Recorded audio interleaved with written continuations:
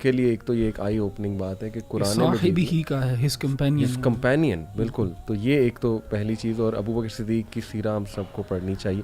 دوسرا یہ بہت خوبصورت آیا، بلکہ یہ میں نے اپنے پاس سیو بھی کی ہوئی ہے، جب بھی ظاہر ہے انسان تھوڑا ڈاؤن ہوتا ہے کہ لا تحزن ان اللہ معنا، کہ غم نہ کر، اللہ سبحانہ وتعالیٰ ہمارے ساتھ.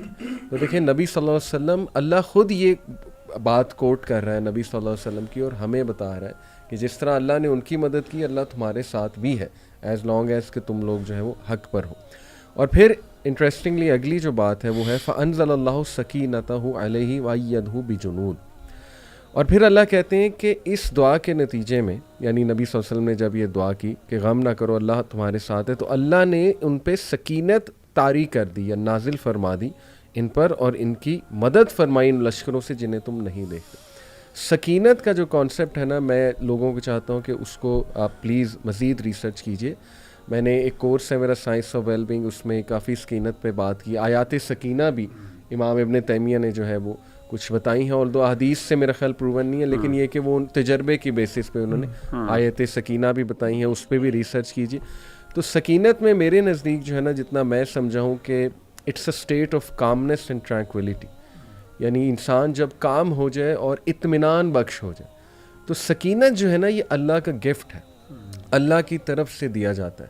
اور جب انسان صبر کرے، شکر کرے، تو باقاعدہ سکینت طاری ہوتی ہے، جس کو میں سمجھتا ہوں غنا بھی کہہ سکتے ہیں، کہ دل میں غنا، رچنس آف دی ہارٹ، کہ انسان کنٹینٹ ہے، انسان جو ہے وہ ظاہر ہے شکر گزاری کے ساتھ زندگی گزار رہا ہے. تو these concepts are beautiful for me, اور یہ میری ریفلیکشن. علی بھائی ایک حدیث میں بھی آیا ہے کہ جب کچھ لوگ اللہ تعالیٰ کی کتاب یتدارسون بینہم، آپس میں ایک دوسرے کو درس و تدریس کر رہے ہوتے ہیں، تو ان میں سے کافی سارے انعام ملتے ہیں. اس میں سے ایک انعام یہ بھی ہے نزلت علیہم السکینہ، اللہ تعالیٰ ان پہ سکینت نازل کرتا ہے. اور ہم اسکول میں ہنستا ہوتا تھا بچوں کو کہ آپ کو قرآن لیسن میں نیند زیادہ اس لیے آتی ہے کہ وہ اللہ تعالیٰ سکینت نازل کرتے ہیں.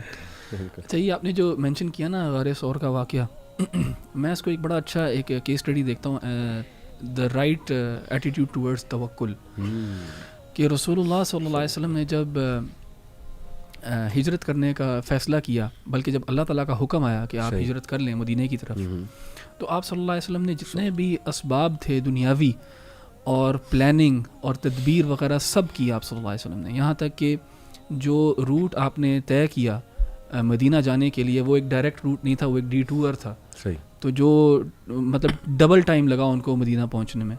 اس کے ساتھ ساتھ جس وقت ابو بکر صدیق اور رسول اللہ صلی اللہ علیہ وسلم جب جا رہے تھے، تو پیچھے وہ اپنے ٹریکس چھوڑ کے جا رہے ہیں کیونکہ ڈیزرٹ میں جا رہے ہیں. تو ایک صحابی تھے جو اپنا ڈیوڈ لے کے پیچھے پیچھے چلتے تھے تاکہ وہ ان کے ٹریکس جو ہیں وہ کور ہو جائیں.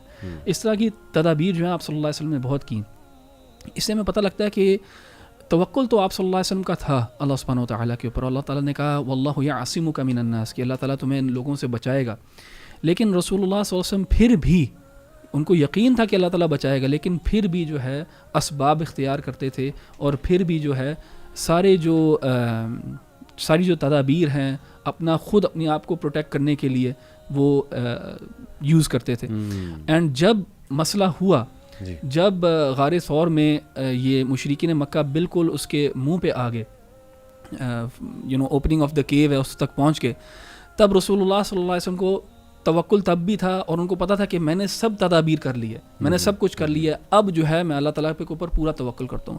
تو ہمارے ہاں کبھی کبھار ایسے ہوتا ہے کہ توکل کو ہم تواکل سمجھتے ہیں، کہ انسان جو ہے کرے کچھ بھی نہ، بس صرف اللہ تعالیٰ پہ ایک امید باندھ کے رکھے. اللہ تعالیٰ چاہتا ہے کہ انسان اپنی پوری کوشش کرے اور پھر آخر میں اللہ تعالیٰ پہ توکل کرے. بیوٹیفل. ادھر ایک آیت ہے سورۃ التوبہ کے اندر، یہ آیت نمبر ہے 25. اس میں اللہ تعالیٰ نے غزوہ حنین کا بھی ذکر کیا، اور یہ بڑی ایک پروفاؤنڈ، یعنی خاص طور پہ سورۃ توبہ کے اندر اس کا مینشن بڑا ایک، میں سمجھتا ہوں بڑا ایک اسٹرائکنگ مومنٹ ہے، کہ ایک طرف اللہ تعالیٰ کفار مکہ سے بات کر رہے ہیں اس ٹون میں، اور ان کو کہہ رہے براءۃ من اللہ ورسولہ، کہ اللہ تعالیٰ بری ہو گیا اس سے، اور پھر بڑے سخت الفاظ اور آیات ہیں. اور ساتھ میں اللہ تعالیٰ نے مسلمانوں کے اس رویے کو بھی تھوڑا سا سدھارا، کہ کہیں اس قوت کے نشے میں اور کہیں اس نمبر کی فگرز جو اللہ نے تمہیں عطا کی ہیں، نعمتیں عطا کی ہیں، ان وسائل کی وجہ سے تم یہ نہ سمجھ بیٹھنا کہ تم اللہ تعالیٰ سے انڈیپینڈنٹ ہو گئے. ایسی بات نہیں ہے. تو سورہ غزوہ حنین کا جو واقعہ ہے، جو حوازن قبیلہ جو تھا، اور یہ حنین ایک جگہ ہے جو طائف اور مکہ کے درمیان ہے، اور وہاں پہ اللہ کے رسول صلی اللہ ایک قبیلے نے آپ صلی اللہ علیہ وسلم پہ یعنی حملہ کرنے کی جسارت کی، اور پھر اللہ کے رسول صلی اللہ علیہ وسلم نے اپنی پوری لے کے آپ صلی اللہ علیہ وسلم نے اپنے 10,000 کا لشکر لے کے، جس میں نئے نئے مسلمان بھی تھے، وہ گئے. تو اللہ تعالیٰ نے اس کی ایک آیت کے اندر یعنی 2 آیات کے اندر اللہ نے اس کا ذکر کیا، اور وہ بڑا پروفاؤنڈ ہے. اللہ تعالیٰ فرماتے ہیں لقد نصرکم اللہ فی مواطن کثیرۃ، کہ اللہ تعالیٰ نے یقیناً تمہاری مدد کی بہت سی معاملات میں، بہت سی جنگوں میں. ویوم حنین، اور یوم حنین یعنی حنین کے دن بھی، یعنی غزوہ حنین کے موقع پر بھی. اذ اعجبتکم کثرتکم فلم تغن عنکم شیئا، جب تمہیں اپنی کثرت کے اوپر، اپنے فگرز کے اوپر کہ جی ہم تو بہت زیادہ ہیں، 10,000 کا لشکر، اتنا بڑا لشکر مسلمانوں نے خود کبھی نہیں ایکسپیرینس کیا تھا کہ ہم ایک قبیلے کو جو ہے نا وہ یہ کیا کر سکتے ہیں ہمارا. تو تم بڑا پسند، تم بڑا اس بارے میں فخر کر رہے تھے، یا تمہیں بڑا اچھا لگ رہا تھا اپنا آپ، لیکن تمہیں اس چیز کا کوئی فائدہ نہیں ہوا، بلکہ الٹا نقصان ہوا. ایک دم جب انہوں نے حملہ کیا تو سارے مسلمان بھاگ گئے، بلکہ کئی بھاگ گئے سوائے ایک دو صحابہ کے رہ گئے. جب ایک دم بگدڑ مچی تو اللہ فرماتے ہیں وضاقت علیکم الارض، اور زمین تم پر تنگ ہو گئی، بما رحبت، اس کے وسعت کے باوجود. ثم ولیتم مدبرین، تم پھر گئے بھاگتے، پیٹھ پھیر کے بھاگتے ہوئے. پھر اللہ نے ثم انزل اللہ سکینتہ علی رسولہ، پھر اللہ تعالیٰ نے سکینت کو نازل کیا.